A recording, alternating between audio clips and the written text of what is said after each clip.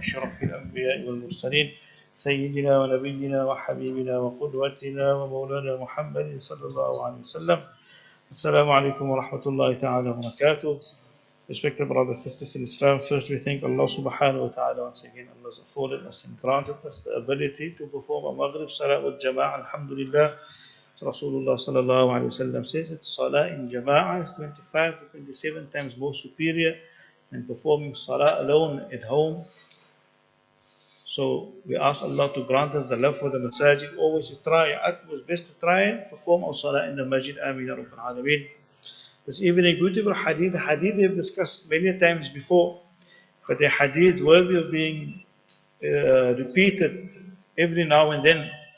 And this hadith is narrated an Abdullah ibn Amr radiallahu anhu. He says that we asked Rasul sallallahu alayhi wasallam, a companion asked Rasul sallallahu alayhi wasallam, Ya Rasulullah, who are the best in the sight of Allah subhanahu wa ta'ala? And many times Rasul sallallahu alayhi wasallam, the companions asked Rasulullah sallallahu alayhi wasallam that who is the best and who is the most beloved to Allah, who is the greatest in the sight of Allah subhanahu wa ta'ala. Why? Because they wanted to be from amongst the best. That shows the desire to want to be the best in the sight of Allah subhanahu wa ta'ala. They wanted to be those who Allah is most pleased with.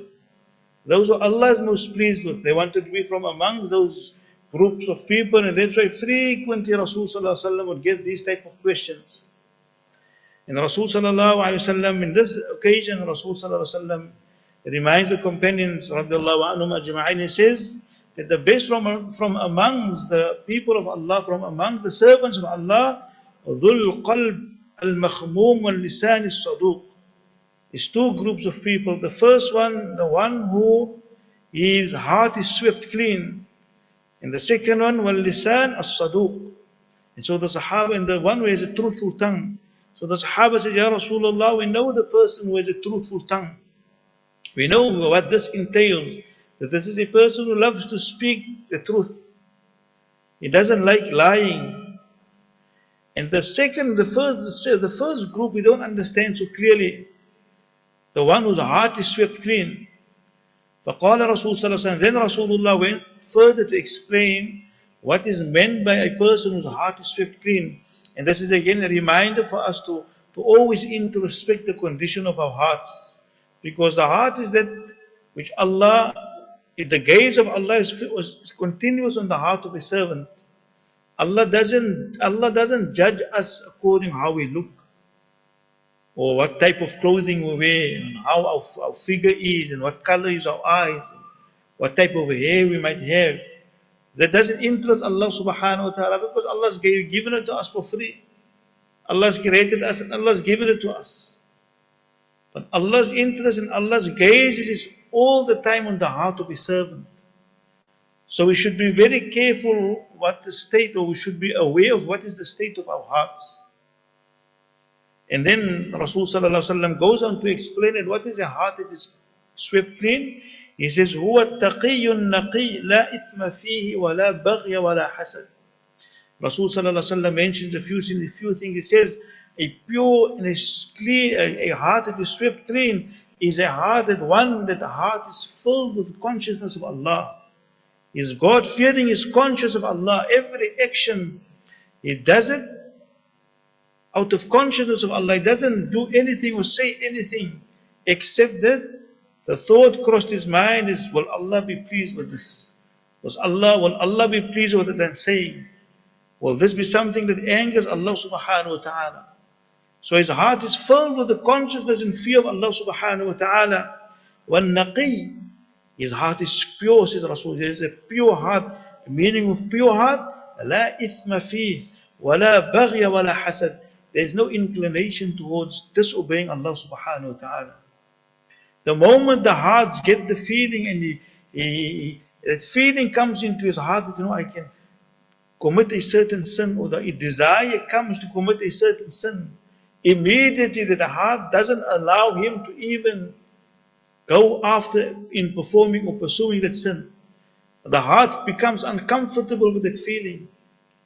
It's a heart that has no desire to disobey Allah. Allah grant us such heart that is pure from from the desire of disobeying Allah subhanahu wa ta'ala. وَلَا بَغْيَ فِيهِ, there's no desire or transgression in it. وَلَا حَسَدٍ, and this person's heart is pure from all types of diseases. And here the sins of the heart, specifically Rasulullah mentioned, what are one of the sins of the heart? The most common and famous one is hasad, jealousy. Jealousy in the heart. And we should always, whenever we assess our condition of our hearts, always check, especially when Allah gives someone else something. When your brother or your sister or your friend, Allah's opened up maybe the doors of rizq, or Allah's granted them a new house or a new car, immediately we need to, when we see this, when we hear this, we need to look into the heart, at what is the feeling in this heart? Does it want good for that person? Does it feel, is there a sense of, I wish he'd never had it? Because hasad, says Rasul says, hasad is when you see something good, or someone experiencing something nice, and then you have it in your heart that Allah must remove it and give it to you. That is a haram type of hasad. And then there's the envy, which is normal. We admire the beautiful thing. That then, the moment we admire the beauty and the bounties of others, the sunnah for us to say, MashaAllah, Tabarakallah, that this is what Allah has willed, and make peace with the taqdeer of Allah. And Allah bless him in the ni'mah and the bounty. Immediately we'll see that it will take away the hasad, the envy in the heart. Because hasad is such a thing, says Rasulullah, it burns away good deeds. Like how fire burns away the wood. That is the effects of hasad. And hasad, it's something which it is directly connected to shaitan. This is what shaitan wants in us. He wants people to be hasad for one another. He wants Muslims not to want and intend good for one another. That's why Rasulullah said, the thing I fear most for my ummah is when they start competing in this dunya. I don't fear for them shirk. Why? Because I fear for them once they start competing. Because once you start competing, and the fruits of competing in this dunya is hasad. One of the outcomes of competition in this dunya is hasad. And so we should always be aware of hasad. And many times, I remind myself that many times we say that, don't do this, the people get hasad. Just know, this one get hasad. Or we have it in our thought, this one is hasad for me. But how many times did I think of where I am guilty of being hasad to the next person? We easily to pinpoint and say that no, people are hasad. But we don't see it when we become hasad with the next person. So Rasul Sallallahu Alaihi Wasallam says, the person who is hasad, their hearts are pure, there's none of these diseases. And then the Sahaba says, we end off with the Sahaba says, that, Ya Rasulullah, is there any signs to show that when a person has a pure heart and a truthful tongue, what are the main signs in such a person to show that this person is a slave of Allah, is a servant of Allah, a pious servant of Allah? And the Rasul Sallallahu Alaihi Wasallam says, الَّذِي يَنْشَأُ الدُّنْيَا وَيُحِبُّ الْآخِرَةِ, is a person who he desires the akhirah, and his interest in this dunya is very little. Meaning he goes through life, he works, he earns what he needs to earn, but he doesn't forget, he remembers and he is mindful that the ultimate objective is not the dunya, it is the akhirah. And through him earning and through him acquiring this wealth in this dunya, he knows that his focus is to reach Allah subhanahu wa ta'ala in this dunya, to reach the Jannah of Allah. And the second sign, mu'minun fi khuluqin hasanin, is a servant who has beautiful character. The character of a person, if it's beautiful, that indicates to a person's purity of heart. It indicates to a person having a clean and beautiful heart. So we ask Allah subhanahu wa ta'ala to make us of those who are truthful in our speech. And Allah make us of those who our hearts are swept clean. Ameen ya Rabbal Alameen. Subhanallah bihamdi. Subhanallah.